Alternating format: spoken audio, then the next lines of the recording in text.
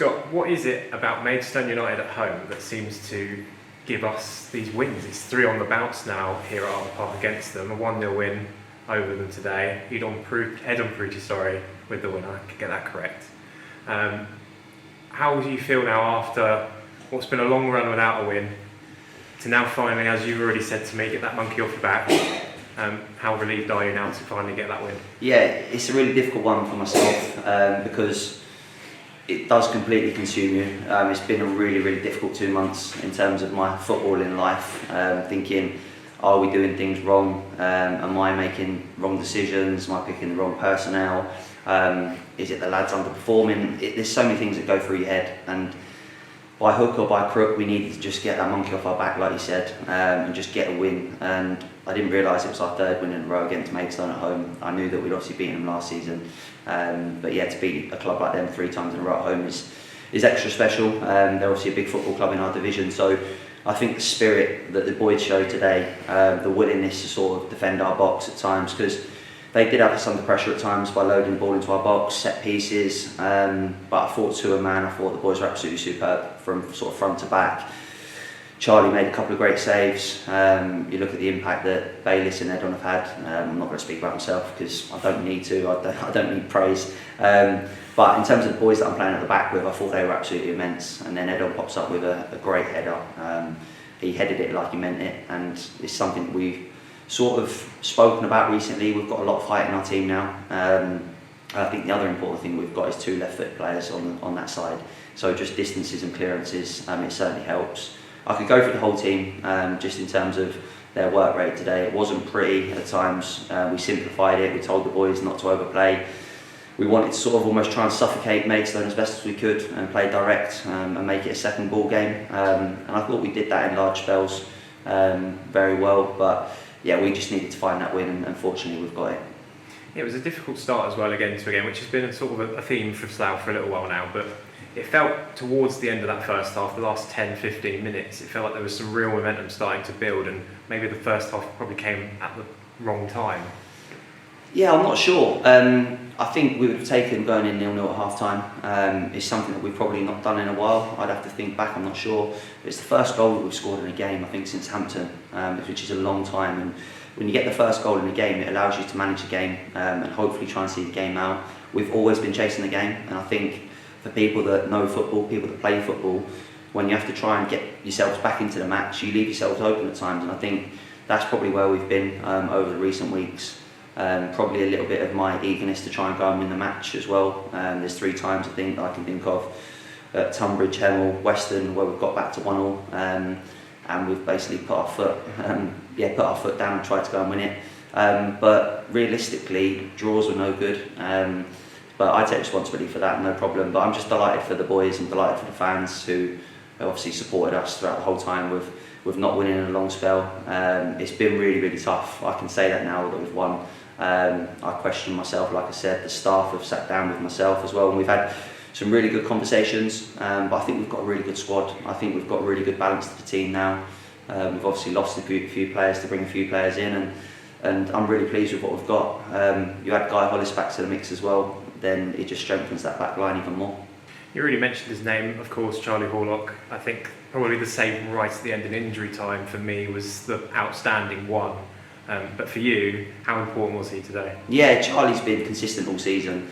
We've conceded a lot of goals. Can Charlie do much about them? No. There's been a couple that he's kind of held his hands up for in sort of like recent weeks, but overall, Charlie's never let us down, and he made a great save, I think, down to his right-hand side, if that's the one that you're thinking about, and I'm just thinking, please just get down to it and tip it around the post, and he did. We wanted to try and limit them to nothing today, and I think we've sort of limited them to, very little. There wasn't really too many clear-cut chances. There was a few scrambles in the box, but they do what we tried to do today, and they probably tried to suffocate us by making us defend, put balls into our area, but I thought we stood up to it really well, and I'm just over the moon. I feel so relieved. The boys deserve that because they work so hard. They've not shirked hard work. They've not turned up to games meaning to lose. We've been through a tough spell. I think I looked at it last night after Truro in 2 weeks' time. We've played the top 11 and then I think 2 teams outside of that in our last 13 games. So it's just the way the fixtures have fallen. I think after that, people would say we've got a kinder run. So fingers crossed we can pick up some points over the next few weeks, and then going into the sort of latter end of the season. So yeah, I'm just pleased. I think I can sleep tonight for the first time for a long time on Saturday night. The boys celebrated it in there like it really meant something to them.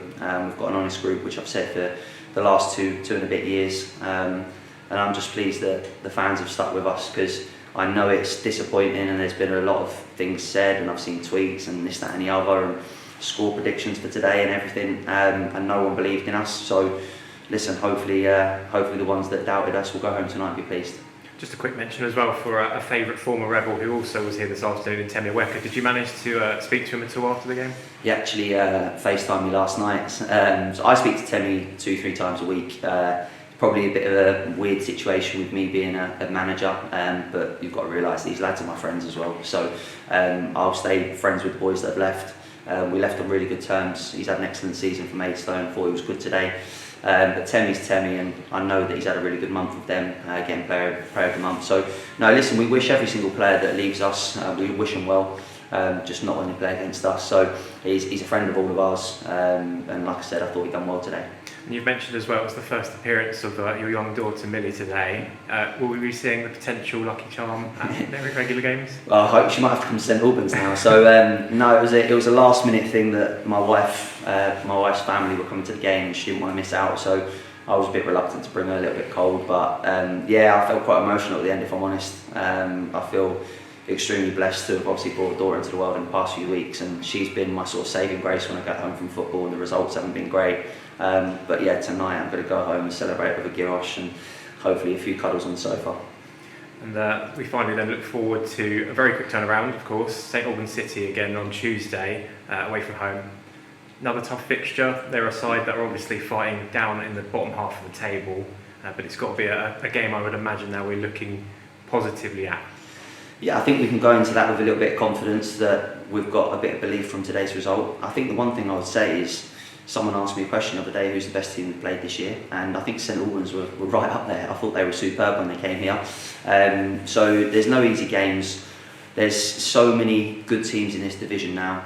I was looking back at the league table from sort of 5-6 years ago, and you could pick 5 or 6 teams in the league where you go, do you know what, we can pick up points there. I don't think it's like that anymore. You only have to look at the results today. I think Western have gone and beaten Bournemouth away from home, which no one would have predicted. We've beaten Maidstone today, which no one would have predicted. So it is topsy-turvy. Anyone can spring a surprise on anyone. So we're not going to underestimate St Albans. I think they're a really good footballing team. They've got a new manager that's got bags of experience. But we'll have to pick the right team. We might have to freshen it up a little bit. I think the boys today really gave their all. So some of them might be a little bit leggy, but we'll see how they are over the next sort of 48 hours. But like you said, it's a game that we can go into and look forward to. We set a target for the 2 games this week, Saturday, Tuesday, and we're on course to hopefully go and get that. So we'll make sure everyone's ready and recovered, and hopefully we can go there and make it a positive day. Brilliant. Thank you, Scott, and congratulations on today's win, and we'll see you on Tuesday away at St Albans. Cheers, Con, thanks.